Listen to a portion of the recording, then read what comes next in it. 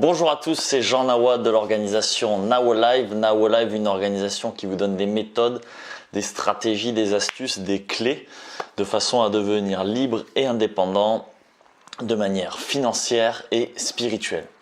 Aujourd'hui, j'aimerais vous parler d'investissement immobilier et j'aimerais vous parler des 5 erreurs à ne pas faire quand on investit dans l'immobilier, quand on se lance en immobilier. La première erreur qui est souvent faite, et vous allez l'entendre très souvent de la part d'investisseurs, c'est n'achetez pas votre résidence principale en premier. Pourquoi? En fait, lorsque vous achetez une résidence principale, vous achetez un passif. C'est un bien dans lequel vous allez dépenser tous les mois. Vous allez payer un crédit, vous allez dépenser tous les mois.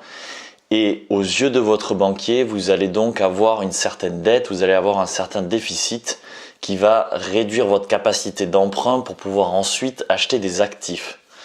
Donc c'est une erreur courante qui est faite. Vous allez très souvent entendre des gens, vos amis, votre famille, vos voisins, qui vont vous dire « Ah non, mais il faut d'abord s'acheter son appartement, d'abord s'acheter sa résidence principale pour ne pas jeter de l'argent par les fenêtres, pour ne pas donner de l'argent à quelqu'un d'autre, à un propriétaire. » Alors voilà, ça c'est des choses, c'est des réflexes qui sont un peu défensifs. Les investisseurs vont toujours d'abord chercher des actifs qui vont leur rapporter de l'argent.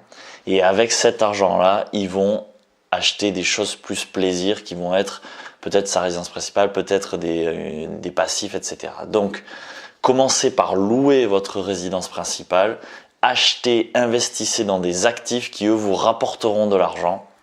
Et ensuite, vous achèterez votre résidence principale, votre appartement, votre maison. La deuxième erreur qui est souvent faite, c'est lorsque vous souhaitez acheter, lorsque vous souhaitez investir, c'est d'investir avec vos fonds propres, d'investir avec votre argent, d'investir cash comme on dit des fois.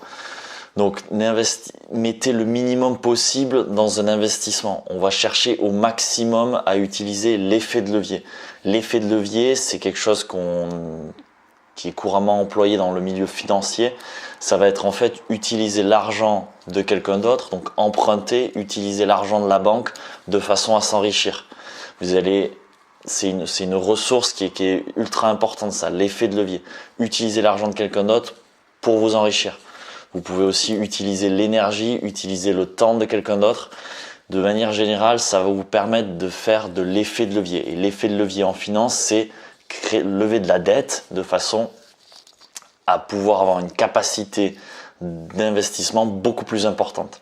Et le cash que vous avez, si vous en avez ou si vous n'en avez pas, c'est pas grave, mais si vous en avez, mettez-le de côté, gardez-le de côté et utilisez-le auprès de votre banque pour dire « Voyez, j'ai un petit peu d'argent de côté, maintenant je voudrais que vous me prêtiez 100 000, 200 000 euros et avec les 5 10 000 euros que j'ai de côté, vous voyez, ça va pouvoir subvenir à quelques besoins, subvenir à un peu de trésorerie, etc. » Mais utilisez ça comme garantie, utilisez ça pour vraiment faire de l'effet de levier. Donc, deuxième erreur à ne pas faire, c'est acheter en fonds propres, acheter avec déjà le cash que vous avez ou acheter, voilà, ne faites pas ça. Utilisez l'effet de levier, utilisez des emprunts bancaires. Troisième erreur qui est souvent faite, c'est acheter sans vraiment connaître le marché immobilier. Donc vraiment, c'est très très important ça. Il y a une règle qui est tout le temps répétée en immobilier, vous l'avez certainement entendu parler, c'est emplacement, emplacement, emplacement. Voilà, c'est quelque chose qu'on dit souvent en immobilier. On dit qu'il y a 3 règles dans l'immobilier, c'est location, location, location. En français, emplacement, emplacement, emplacement. Donc étudiez le marché immobilier dans lequel vous allez évoluer, c'est-à-dire renseignez-vous, sachez en fonction de là où vous allez acheter, à quel loyer vous allez pouvoir louer votre bien. Très très important. Donc si vous achetez à côté d'une université, estimez les revenus locatifs possibles. Si vous achetez proche de la mer, estimez peut-être les revenus locatifs en saisonnier que vous allez pouvoir performer. Enfin vraiment c'est très très important. Vous ne pourrez jamais revenir sur l'emplacement. Une fois que vous avez acheté un bien, l'emplacement vous ne pouvez pas le changer. Vous ne pouvez pas déplacer le bien. Donc vraiment faites une étude de marché. Connaissez votre marché, pour ça vous faites appel à des agents immobiliers, pour ça vous faites appel à des investisseurs, vous regardez sur Le Bon Coin, vous regardez sur Se Loger, vous regardez sur tous ces sites-là. Mais surtout, faites des études de marché, étudiez bien votre cible.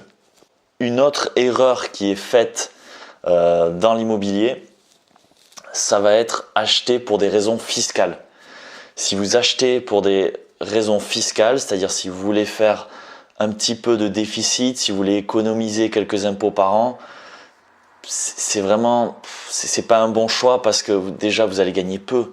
Je veux dire, si vous payez 10 000 euros d'impôts, d'accord, réfléchissez à ça, mais quand vous payez 1 000, 2 000, 3 000, 4 000 euros d'impôts, franchement, en immobilier, on peut vous faire gagner beaucoup plus que juste économiser des impôts. Donc, si vous partez sur des logiques de déficit, de comment payer moins d'impôts, c'est vraiment, vous n'allez pas gagner tant que ça, parce que avec du vrai investissement immobilier offensif, plutôt que défensif, vous pouvez gagner beaucoup plus.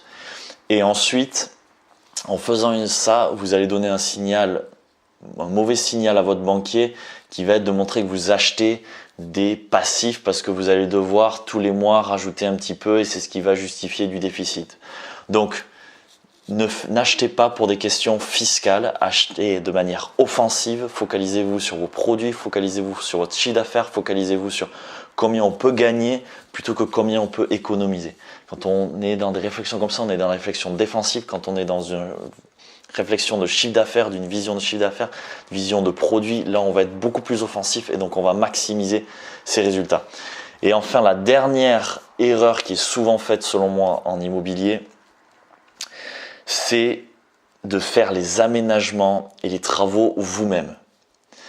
Alors, je suis ingénieur en bâtiment. J'ai fait un double diplôme ingénieur architecte. Je prenais des cours à l'école d'architecture en plus. J'ai travaillé dans la location saisonnière. J'ai été propriétaire d'une société de location saisonnière. J'ai fait plusieurs investissements immobiliers. Et à chaque fois que j'achète un bien, dès le premier bien, j'ai toujours fait appel à une archi d'intérieur et j'ai toujours fait appel à des artisans. Alors, je vois très souvent dans l'agence immobilière que j'ai aujourd'hui des gens entrer et dire « Ah non, on n'a pas besoin d'archi, nous on sait faire. On a une formation Leroy Merlin, on a une formation Maison du Monde. » Je ne sais pas ce que vous avez des talents certainement, mais s'il vous plaît, faites appel à des professionnels, vous allez économiser votre énergie, vous allez économiser votre temps et vous allez gagner en qualité. Et en gagnant en qualité, vous allez performer davantage. Donc, dites-vous aussi que lorsque vous faites appel à d'autres professionnels, vous allez vraiment pouvoir utiliser votre temps pour autre chose. Vous allez pouvoir utiliser votre énergie pour autre chose.